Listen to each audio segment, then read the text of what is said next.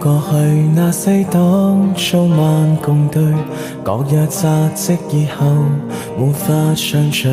而終於相約到，但無言共對，疏淡如水。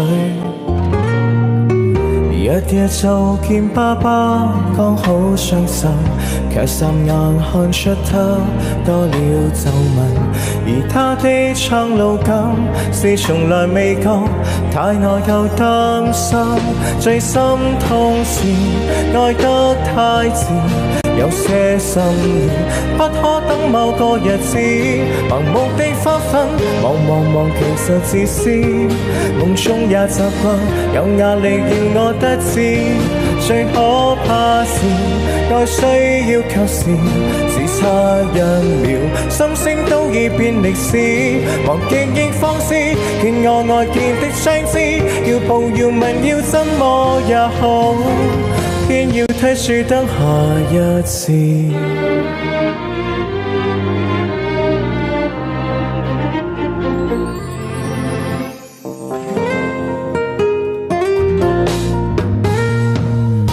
我也覺我體質方式下降，看了症得到時別要太忙，而影碟都掃光，但從來未看，因有時講日夜做的錢都應該夠，到聖誕正好講跟我白頭，誰知他開了口，未能捱下去，而恨我很久，錯失太易，愛得太遲，我怎想到他因不到那日子，盲目地發奮，忙從來未知，幸福會掠過，再也沒法說中意，愛一個字也需要及時，只差1秒，心聲都已變歷史，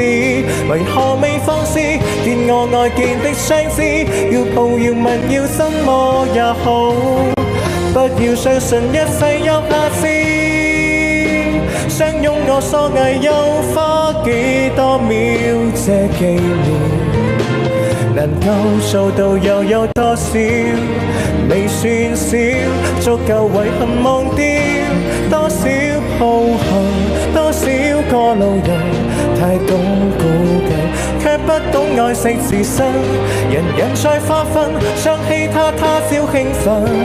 但今晚未告，你要個也很吸引，縱不信運，你不過是人，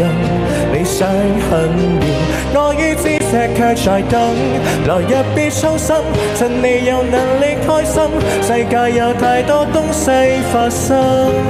不要等到天上呼喊。